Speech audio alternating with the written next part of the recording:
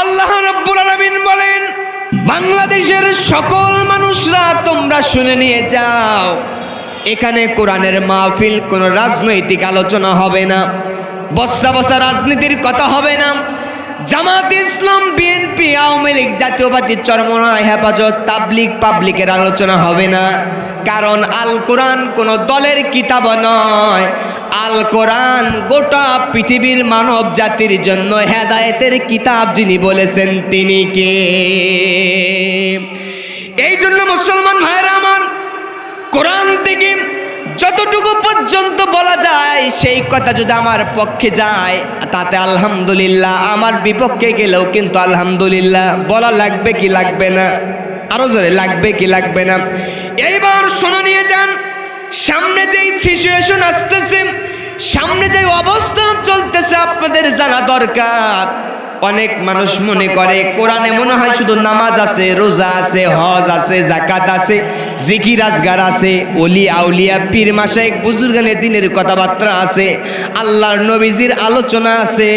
হ্যাঁ, কোরআনুল কারীম এমন কিতাব আল্লাহ পাক বান্দার জন্য নাজিল করেছেন, যেই কিতাবে টপ টু বটম পর্যন্ত, পাতা থেকে মানুষের পায়ের পাতা পর্যন্ত, রান্নাঘর থেকে পার্লামেন্ট পর্যন্ত, প্রাইমারি স্কুল থেকে বিশ্ববিদ্যালয় পর্যন্ত, ইবতিদায়ী মাদ্রাসা থেকে মাস্টার্স কামিল ডিগ্রিধারী মাদ্রাসা পর্যন্ত যত কিছু প্রয়োজন আল্লাহ পাক সকল কথাগুলো আল কোরআনুল কারীমের ভিতরে সেটিং করে দিয়েছে। কিন্তু আমরা অনেকে বুঝি না। আপনার হৃদয়ের কান্দার আপনি শুনবেন, সমাজের ভিতরে কিছু মানুষ আছে, আপনি আপনাকে বোঝানোর জন্য বলতেছে, আপনি হৃদয়টুকু লাগায়া দেন।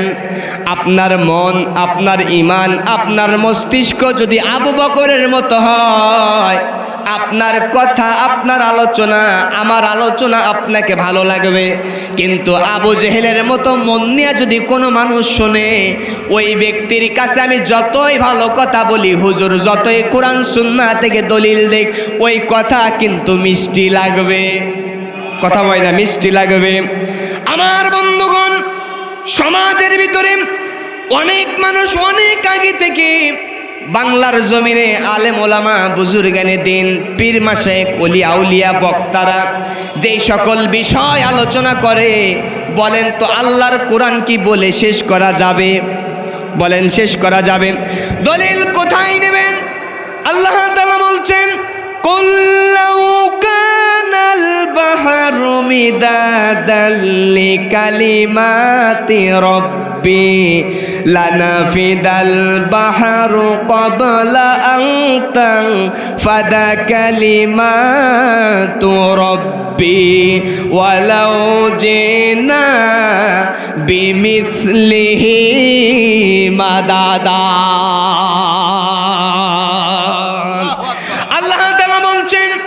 হে নবীজি, আপনি বয়ান করে জানা দেন, ওয়াজ করে শোনায় দেন।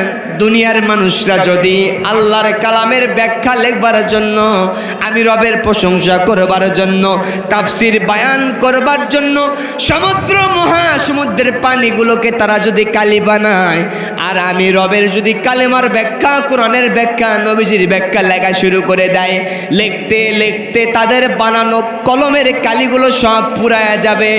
সমস্ত সমুদ্র মহাসমুদ্রের পানিগুলো শেষ হয়ে যাবে।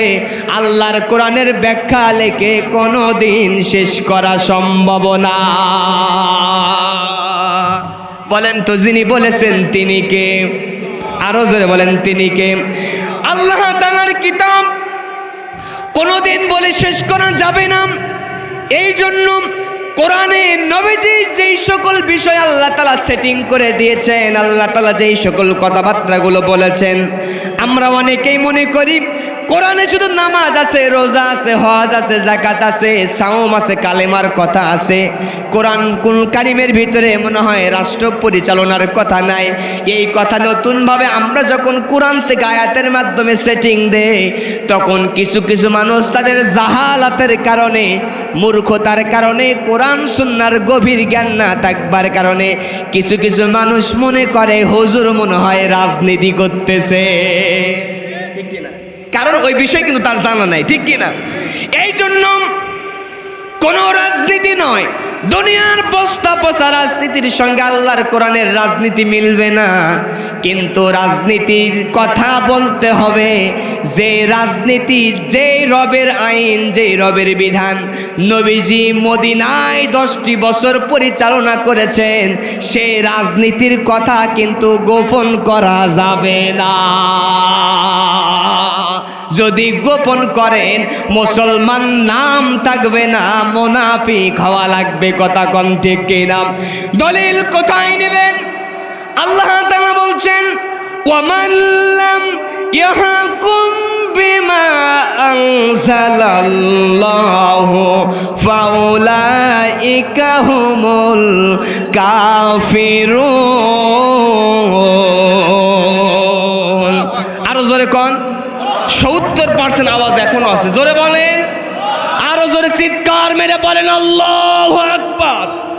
আল্লাহ তাআলা পরপর 3টা আয়াতের ভিতরে বলেছেন, যেই ব্যক্তিরা ক্ষমতার মসনদ পাবার পরে 26 সালের ফেব্রুয়ারিতে ভোট আসতেছে, 12 তারিখ ভোটের পরে যেই দল বাংলার জমিনে ক্ষমতা পেয়ে যাবে, আল্লাহ পাক ঘোষণা দিয়ে ডাক দিয়ে জানা দিয়েছেন, যেই ব্যক্তিরা আল্লাহর বিধান দ্বারা বিচার ফয়সালা করবে না, ভারতের শিখানো আদর্শ দিয়া যারা, প্রেসক্রিপশন দিয়া যারা বিচার ফয়সালা করতে চায়, রাষ্ট্র পরিচালনা করতে চায়, আল্লাহ বলেছে এদের পরিচয় মুমিন মুসলমান নয়, এদের পরিচয় এরা হলো টাটকা কাফের। যিনি বলেছেন তিনি কে?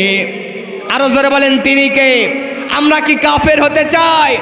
আরো জোরে জবাব দেন, আমরা কি কাফের হতে চাই? আমরা কাফির, মুনাফিক, মুশরিকদের তাবেদারি হয়ে থাকতে চাই না, ভারতের গোলাম হয়ে থাকতে চাই না, ইমানদারের পরিচয় নিয়ে মুসলমান হয়ে জমিনে বাঁচতে চাই। কতক্ষণ ঠিক কিনা? তাহলে যারা আল্লাহর বিধান দ্বারা বিচার ফয়সালা করবে না, তাদের পরিচয় কি? 1 নম্বরে কি বললাম? কাফের। 1 নম্বরে আল্লাহ তাআলা 3টা পরিচয় দিয়েছে। 2য় নম্বরে আসেন, আল্লাহ রাব্বুল আলামিন বলেন, ওয়ামান লাম ইয়াহকুম বিমা আনজালাল্লাহু ফাউলাইকা হুমুজ যালিমুন। 2য় নম্বরে আল্লাহ বলেছেন, যারা বিচার ফয়সালা আল্লাহর বিধান দ্বারা করবে না, এদের পরিচয় জালেম। 3য় নম্বরে আল্লাহ তাআলা আরেকটা পরিচয় দিচ্ছেন, ওয়ামান লাম ইয়াহকুম বিমা আনজালাল্লাহু ফাউলাইকা হুমুল ফাসিকুন। আল্লাহ তাআলা বলছেন, 2 নম্বরে, 3য় নম্বরে পরিচয় ডাকটা জানা দিলাম, যারা আল্লাহর বিধান দ্বারা বিচার ফয়সালা করবে না, আল্লাহর বিধান দ্বারা বিচার ফয়সালা করবে না, আল্লাহ দলিল দিয়েছেন এদের পরিচয় মুমিন মুসলমান নয়, এরা সমাজের ফাসিক ব্যক্তি। দলিল কার? আরো জোরে বলেন, দলিল কার? আমার বন্ধুগণ, আরেকটা করা দলিল শুনে যান। আল্লাহ তাআলা বলছেন, ফালা ওয়া রাব্বিকা লা ইউমিনুনা হাত্তা ইউহাক্কিমুকা ফীমা শাজারা বাইনাহুম সুম্মা লা ইয়াজিদু ফি আনফুসিহিম হারাজাম মিম্মা কাদাইতা ওয়া ইউসাল্লিমু তাসলিমা।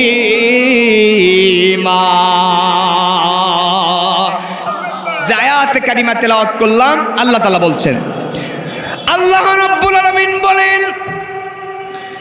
ফালা ওয়া রাব্বিকা লা ইউমিনুনা হাত্তা ইউহাক্কিমুকা ফীমা শাজারা বাইনাহুম। হে নবীজি, আপনার রবের কসম, আপনার রবের শপথ, আপনার রবের শপথ, দুনিয়ার মানুষরা ততক্ষণ পর্যন্ত ইমানদার মোকাম্মালে মুমিন হতে পারবে না যতক্ষণ পর্যন্ত রসুলকে আদর্শ চিত্তে মনোনীতভাবে সন্তুষ্টভাবে বিচারক হিসাবে মানতে না পারবে ততক্ষণ পর্যন্ত দুনিয়ার ইমানদার কোন মানুষ দাবি করা সমীচীন হবে না। এই জন্য আমার নবীজিকে বিচারক মানতে হবে। কথাকার আরো জোরে বলেন। আমার দেশে যদি বিগত জালেমরা দেশের টাকা চুরি করলে যদি তাদের হাত যদি কর্তন করে দেওয়া হতো, আল্লাহর কসম করে বলছি মুসলমান, আমার দেশের কিন্তু টাকাগুলো কোনোদিন চুরি হতো না। ঠিক কি না? এই জন্য মুসলমান গভীর মনোযোগ দেন। আল্লাহর রসুলের বিধান সমাজে, পরিবারে, রাষ্ট্রে, চতুর্দিকে আপনাকে মেনে নিতে হবে। আল্লাহর বিধান যদি নবীজির বিধান, নবীজির আদর্শ, নবীদের সুন্নাত দ্বারা যদি নিজের জীবন যদি আপনি সাজাতে না পারেন, যত মানুষ এই দুনিয়াতে শান্তি নিয়ে আসার চেষ্টা করুক না কেন, আল্লাহর পক্ষ থেকে ঘোষণা রয়েছে ওই ব্যক্তিরা দুনিয়াতে কোনোদিন শান্তি কায়েম করতে পারবে না। ঠিক কিনা? আব্দুল সালাম হুজুর একটা ঘটনা বলতেন, বলবো? আরো জোরে বলবো? উদাহরণ দিলে সুবিধা হবে বুঝতে। একজন দোকানদারের একটা কর্মচারী ছিল, নাম হলো ইসলাম। নাম কি? আরো জোরে। নাম কি? ওই দোকানদারের একটা মেয়ে ছিল, তার নাম হলো শান্তি। নাম কি? আরো জোরে। নাম হলো শান্তি। তো দোকানদারের বাড়িতে যখন বিভিন্ন কাজকর্মের জন্য, খাদ্য নিয়ে আসার জন্য, বিভিন্ন কাজকর্মের জন্য পাঠাতো, শান্তির সঙ্গে ইসলামের একটু দেখা সাক্ষাৎ হতো। ঠিক কিনা? তো সুন্দর একটা আন্ডারস্ট্যান্ডিং তৈরি হয়ে গেছে, মহব্বত, ভালোবাসা জেগে গেছে। তো ইসলাম আর শান্তির ভিতরে যে সুন্দর একটা সম্পর্ক তৈরি হয়েছে, দোকানদার মালিক এটা বুঝতে পেরেছে। দোকানদার তো খেপে গেছে, কোথাকার কোন ইসলাম আমার দোকানের কর্মচারী, সে আমার মেয়ের সঙ্গে ভালোবাসা তৈরি করেছে, মহব্বত তৈরি করতেছে, এ তো খুব খারাপ ব্যাপার, এর দোকান থেকে তাড়ানো লাগবে। কি করা লাগবে? আরো জোরে। কি করা লাগবে? কথা বলা লাগবে বাবা। আরো জোরে কোন? কি করা লাগবে? তাড়ান লাগবে। ও তাই না? কি করা লাগবে? তাড়ান লাগবে। কি করা লাগবে? হয় ইনকা সৌদা দরকার। আরো জোরে কোন? কি করা লাগবে? তাড়ান লাগবে। এইবার দোকানদার মনে করছে প্রথমবার একটু বুঝাই, যদি বোঝে আলহামদুলিল্লাহ, না বুঝলে দ্বিতীয়বার এবার লাগাবো। কথা কয় মা সুবহানাল্লাহ না? মুসলমান ভাইরা আমার, দোকানদার এবার বুঝাইছে, বাবা ইসলাম, আমার মেয়ের সঙ্গে যে লুটুঘুটু দেখতেছি, এগুলো করো না, করা যাবে না। আজকালকার যুবকরা করে কি করে না? এই ভালোবাসা প্রেম প্রীতি করে কি করে না? বাড়ির মুরগি অক্সেন না, ওই দেশের মানুষ অক্সেনে। কথা কন। তো ইসলামকে বুঝাইছে, কোন রকমে বুঝালে দুই একদিন চলে যায়, আগের যা আবার তাই। ঠিক কিনা? কারণ ভালোবাসা তো, মহব্বত যার প্রতি তৈরি হয় তাকে কিন্তু ছাড়া যায় না। কতক্ষণ? ঠিক কিনা? আমার বন্ধুগণ, একদিন বুঝাইছে, 2 দিন বুঝালো, তৃতীয় দিন বলছে তোমার জন্য একবারে ফাইনালি শেষ ডিসিশন হচ্ছে, আমার দোকান তোমাকে ছেড়ে চলে যাওয়া লাগবে। দোকানদারের কাছ থেকে দোকান ছেড়ে দিয়ে ইসলাম এবার কোথায় চলে গেল? অনেক দূর চলে গেছে। এবার মোবাইলে কথা হয় কি হয় না? মোবাইল আসিল, কি দোলা লাগিল, যুবক যুবতীর চোখে ঘুম আসে না। ঠিক কিনা? আমার বন্ধুগণ, সামনে আসো। আমার বন্ধুগণ, ইসলাম অনেক দূরে চলে গেছে, মাঝখানে শান্তি যখন বাসায় অবস্থান করতেছে, একা একা আর ভালো লাগে না। ইসলামের সঙ্গে এবার গোপনে গাপানে মেসেজ হয়, চ্যাটিং হয়। ঠিক কিনা? মেসেজ হয়। ইসলাম বলে শান্তি তোমাকেও ছাড়া থাকতে পারি না, শান্তিও কান্দে ইসলাম তোমারেও ছাড়া তো থাকতে পারি না, কারণ ইসলাম অর্থ হলো কিন্তু শান্তি। ঠিক কিনা? আমার বন্ধুগণ, দুইজনের মাঝে যখন কথাবার্তা যখন শুরু হয়ে গেছে, 1 দিন 2 দিন চলে যায়, এইবার শান্তি শেষ সিদ্ধান্ত নিয়েছে, ওগো ইসলাম, তোমাকে ছাড়া বাঁচবো না, থাকতে পারবো না, তুমি শুধু অর্ডার দাও, হুকুম দাও, তোমার কাছে আমি চলে যাব। ইসলাম বলতেছে আসো। কি বলতেছে? আসো, খেলা হবে। কথা কয় না। আরো জোরে, আরো জোরে। খেলা বোঝেন না? আল্লাহ, হ্যাঁ এই দেশের মানুষ, বগুড়ার মানুষ বলে খেলা বলবেন না। খেলা বাটি ছিল কি ছিল না? কথা কয় না।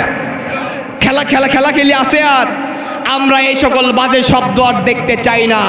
আমার দেশে যদি রাজনীতি করতে হয়, থাকতে হয়, আদর্শের রাজনীতি করতে হবে, নবীজির কথা কোন ঠিক কিনা? এবার ইসলাম বলতেছে আসো, শান্তি বলতেছে আমি আসতেছি, একটু ওয়েট করো, ঠিক কিনা? এবার আসতেছে শান্তি, ইসলামের কাছে চলে গেল।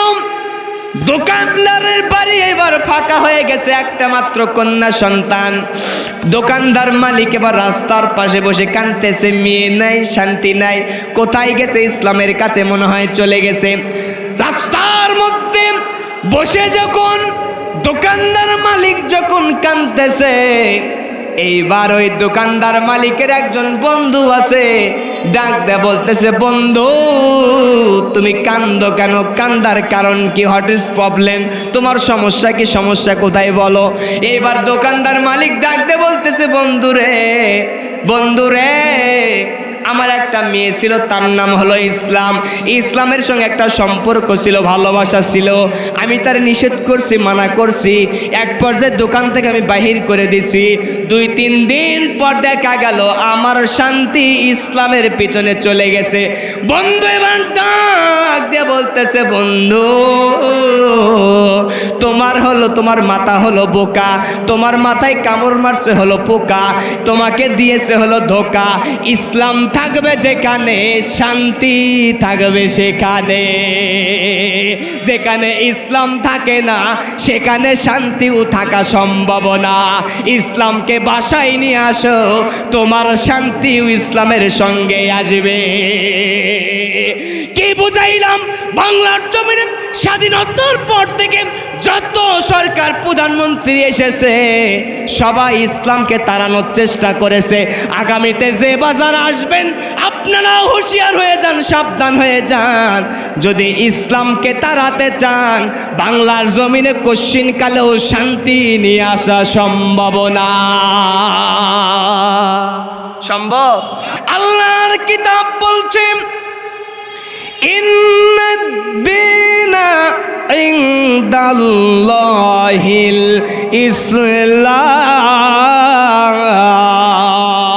ইসলাম। আল্লাহর কোরআন ডাক দিয়ে বলতেছে, হে নবীজি, দুনিয়ার মানব জাতির কল্যাণের জন্য, হেদায়েতের জন্য, মানব জাতির শান্তির জন্য, পথের জন্য, আলোর পথ দেখানোর জন্য যে ধর্ম আমি রব তোমাদের মাঝে দিলাম, এই ধর্মের নাম হলো ইসলাম। ইসলাম মানবে যারা শান্তির সমাজ পাবে তারা, ইসলাম মানবে না যারা, ইসলামে আদর্শ থাকবে না যারা, ইসলামে আদর্শ মেনে নেবে না যারা, শান্তি তারা কোনো দিন দেওয়া সম্ভব নয়। কথা কোন ঠিক কিনা? আল্লাহ রসুলকে ক্রিটিসাইজ করা শুরু করে দিল। নবী মুহাম্মদ সাল্লাল্লাহু আলাইহি ওয়াসাল্লামের সন্তানগুলো দুনিয়া থেকে বিদায় হয়ে চলে যায়। নবী মুহাম্মদের ইসলাম টিকায় রাখবে কে? প্রচার করবে কে? বলেন তো, ইসলাম টিকায় রাখার মালিক কে? আরো জোরে, আরো আস্তে। ইসলাম টিকায় রাখবেন আমার আল্লাহ তাআলা। এবার কাফেররা বলল, নবী মুহাম্মদের সব সন্তানগুলো বিদায় হয়ে গেল, নবীজি হাটখুরে হয়ে যাচ্ছে, নবীজির ইসলাম প্রচার করবে কে? কেউ থাকবে না, নির্বংশ হয়ে গেছে। আল্লাহ রাব্বুল আলামিন সহ্য করলেন না, জিব্রিলকে পাঠিয়ে দিয়ে নবীজিকে সান্ত্বনার বাণী শুনিয়ে দিলেন। জিব্রিল, নবীজির কাছে চলে যাও, আর করো না দেরি, চলে যাও তাড়াতাড়ি, নবীজির কাছে সান্ত্বনার বাণী শোনায় দাও, নবীজিকে ডাকতে জানায় দাও। আবু লাহাব, কাফেররা, আবু জেহেল, উতবা, সাইবা, ওয়ালিদ বিন মুগিরারা, আপনি নবীজি আপনাকে সন্তান দুনিয়া থেকে বিদায় হয়ে চলে যাবার কারণে হাটখুরে নির্বংশ বলতেছে, আপনাকে অপমান অপদস্থ করতেছে, আপনাকে বিভিন্নভাবে কষ্ট দেয়। আমি আল্লাহ পাক আপনাকে সান্ত্বনার বাণী শুনিয়ে দিতে চাই। আল্লাহ তাআলা জিব্রাইলের মাধ্যমে সূরা কাউসার নাজিল করে আল্লাহ পাক জানায়া দিলেন, ইন্না আ'তাইনাকাল কাউসার ফাসাল্লি লিরাব্বিকা ওয়ানহার ইন্না শানিআকা হুয়াল আবতার। আল্লাহু আকবার কোন। আল্লাহ তাআলা বলছেন, হে নবীজি, কাফেররা আপনাকে নির্বংশ বলতেছে, আর আমি আল্লাহ তাআলা বললাম ইন্না আতাইনাকাল কাউসার, আমি আল্লাহ পাক আপনাকে সন্তানগুলো বিদায় করে নিলাম, পরিবর্তে আমি আল্লাহ পাক আপনাকে কাউসার দান করে দিলাম। কিয়ামতের ময়দানে যেই সকল মানুষগুলোকে কাউসারের পানি আপনি পান করাবেন, আল্লাহ পাক ওই মানুষগুলোকে জান্নাতের মেহমান বানায় দিবে।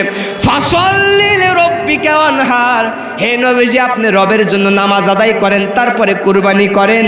ইন্না শানিয়াকা হুয়াল আবতার, যেই মানুষরা আপনাকে নির্বংশ হাট করে বলতেছে, হে নবীজি আপনি তাদের কাছে প্রচার করে বলে দেন ওরা একদিন নির্বংশ হবে, দুনিয়াতে থাকতে পারবে না। ঠিক কিনা? আমার জমিনে দ্বিতীয়বার স্বাধীনতা লাভ করলো, আবু সাঈদ মুগ্ধ রক্ত দিয়া দিল। তার কয়েকদিন আগে একটা ইসলামী দলকে নিষিদ্ধ করেছিল। আল্লাহ পাক বুঝালো, বান্দা বান্দিরে, মাজলুম দলকে নিষিদ্ধ করেছো। ওই দলকে নিষিদ্ধ করার 2-3 দিন পরে আল্লাহ পাক তাদেরকে মামুর বাড়িতে দাওয়াতে পাঠায় দিয়েছে। এই জন্য ইসলামের রাস্তায়, কোরআনের রাস্তায় থাকতে গেলে বিপদ আসবে, জুলুম আসবে, নবীজির মতো গালি খাওয়া সুন্নত লাগতে পারে, কথা কোন ঠিক কিনা? প্রয়োজনে ফাঁসি রশিতে যাইতে পারেন, প্রয়োজনে বাতিল আপনাকে টার্গেট করতে পারে। এই জন্য কবি সম্রাট আল্লামা ইকবাল রহমাতুল্লাহ আলাইহি বলছেন, সাথে জাকার হা হে अजल से ताइमरूद, चिरागे मुस्तफ़ा भी से शेरारे बुल हाबिस। अल्लाह अकबर। कौन? কাফেররা, মুশরিকরা, মুনাফিকরা যুগে যুগে আল্লাহর দিনকে নির্বাপিত করে দিতে চেয়েছিল, কিন্তু তারা পারে নাই। আল্লাহ রাব্বুল আলামিন বলছেন, ইউরিদুনা লিইউতফিউ নূরাল্লাহি ওয়াল্লাহু মুতিম্মু নূরিহি ওয়ালাউ কারিহাল কাফিরুন। কাফেররা চায় আল্লাহর জমিন থেকে আল্লাহর দিনকে নির্বাপিত করবে। আল্লাহ বলেছেন, আল্লাহু মুতিম্মু নূরি, আমার আলোকে আমি আল্লাহ জ্বালাবো। কাফেররা যতই মন খারাপ করুক, আল্লাহ তাআলা যেন আমাদেরকে বোঝার তৌফিক দান করুন, পড়ে না আমিন।